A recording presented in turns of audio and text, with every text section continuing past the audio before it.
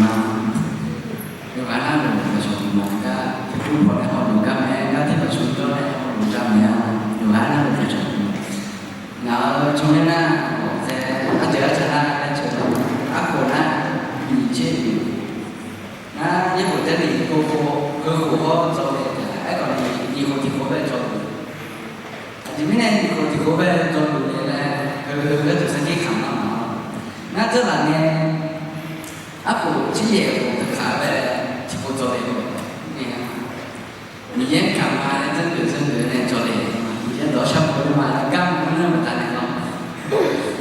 mà có cho nên thì cho nghe đấy bạn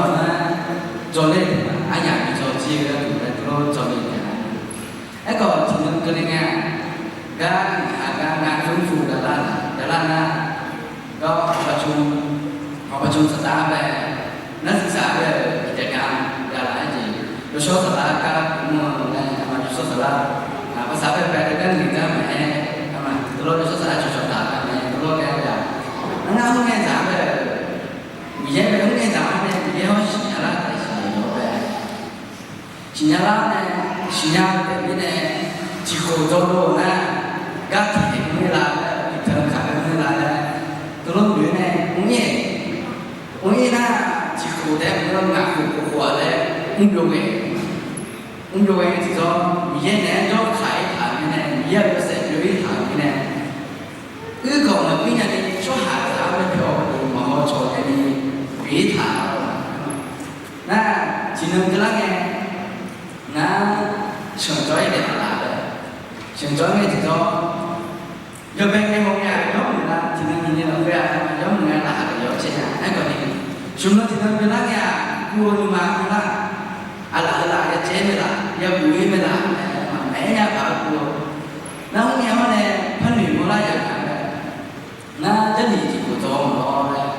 Giêsu đấy thì là cái sinh nhau mà lo này số thật ra cái lúc gặp mà nó sinh nhau mà lo này tôi lúc người ta nó ngắt cua mới này gì về rất khả thả cái này từ lần thứ ba sát của lại ngã sát từ về của sang ngã nhiều là nó ẩm áp thiết đẹp của ngã là hơn lá thả này mà lá thả nó còn đi ngã cuốn nhưng mà cái chút dễ là để tôi sai mà tôi sai này dù cho ngã được là ngã cuốn nhưng mà quay mà nó đi cũng đẹp mà na cái thứ là na nó lo đấy như này chúng ta sai YouTubeพอมาจบเรื่องต่อไปก็ตัวจนแท้ตัวเราได้จบได้ยังไง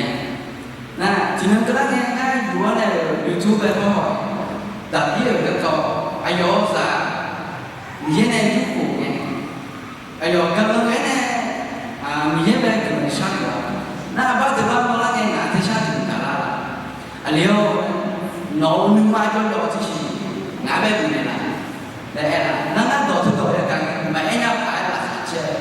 thì anh đấy không bên đũa này nguyên còn nguyên cho người ngoài mà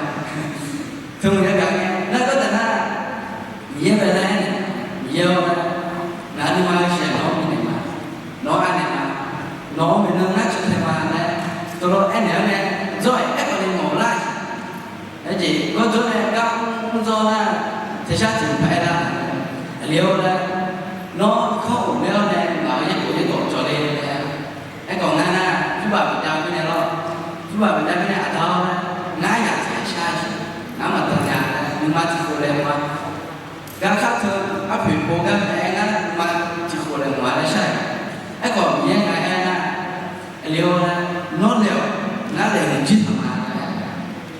cái còn na những mà thằng cái này khác cho gì thì bắt đầu na anh chỉ có lỗ phát bị vậy cái gì là khả mà xây nhà cho nên bằng nghệ thuật phát bị na chỉ nên cái này nào mới để mà này phát triển chạy mà gap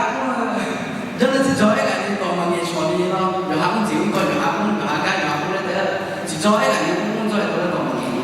na chỉ nên cái này nào mới để mà này nó đối với đây cái nào đây là đi mà từ nhà đây ngay có thể ở đây để sân để đây tôi đây này mà na bala chỉ cho cái na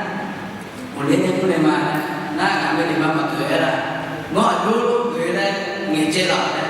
nó là mà chọn phụ lá nào ăn chọn đều đấy mà đấy nhưng mà lúc này thì cho na ở mà sao lúc mình là cái thứ về trẻ cho này là gì đấy là trẻ có cho này anh nhỉ có thể cho cái vấn đề cho chẳng là anh nhỉ chỉ là cái taxi về chỉ đấy này dễ ngã cái tỏ đấy này là liệu là ít xảy ra cho họ ít chỉ tụ ít nữa này cứ tổ chỉ đồ rồi nó có chỉ đồ vậy anh họ ít tụ ít nữa này mà giàu là nó có cho tụ chứ mình thật hậu là ngã về tôi em này cái này là này thì không cho lại thì không cho lại nó ngã về có lúc con cho một nhà đất đến khai ra cái đó anh giả khai đồ mà nghề nha cho nên thì nó là một cái gì đó chứ mà có lúc con cho một nhà đất nhưng mà chỉ để thì là ấy còn chỉ cần là nghe sau đó anh này ba chân mặt nó về rồi họ làm cái phun muốn ra là cái gì nghe thì cho anh chị nó cái của cha đảm cái này như cái đảm cái đó khá là chúng này anh nói cái gì nhỉ nó cái gì như thì cho cả thì sao lại là liêu này cho chiều cái chủ là sửa luôn sửa luôn còn mấy luôn này là nó ngắt tổ thứ ra cả nó ngắn qua là phết là khá chơi mà nhưng mà là phết là liêu ngay mà ngã thế này là tôi nói là em còn đi có này là nó mà ít cái thứ mà nó mình chơi cả có lúc đó thì cho đi này có lúc đó cho này khai giảng cái chuyện đó mà này anh còn nát có là chỉ cho vậy thì chỉ cho nó có từ này cái giả có chúng ta đô la này không là này cho ra ngã selama này ta cho ra ayo lại là điều nó có lúc có thôi chứ thì cái đó thì phát triển cái thứ về mình là đây cho nên này thì nó cái chế này cái thứ khai cái bộ cho mà này có lúc chế này mà ngã gà như mò thì thế nào lấy cũng chọn mà nhá thì không cho từ mẹ thì cái từ cho từ mẹ em mà nó mà ye ga liệu đấy ye có sao có liệu đấy mà ấy gì giống như hoa thì hai thì là nhá khi mà đây những gì đồ nhà đấy mà ấy còn những cái gì là quê thảo mà thề thì mai cổ nó dạy chúng chúng là quê thảo nó ye lên gì họ này ai có nó trả được chứ do trái nó đó chỉ của nó khác một cái đó to anh rồi mình này là mà đây tôi nói em là ngã lên cùng vòng ngã cái đứa cái tổ chỉ có thể mà lên được chơi à chú bà thì bài mới chả làm mà ngày chọn nó chú bà thì bài mới nhá như là chơi là mà từ lúc nó ở gió mình đấy ấy còn thì cái đứa cái tổ chỉ nó lại thì cho bé mình chơi game mà rất là chơi thì cho ngã cái tổ phun phá bản thế là cái đứa mà cái cầm nhé thì mình chơi vì thế cả bên này mình làm nó mà cái đó từ mẹ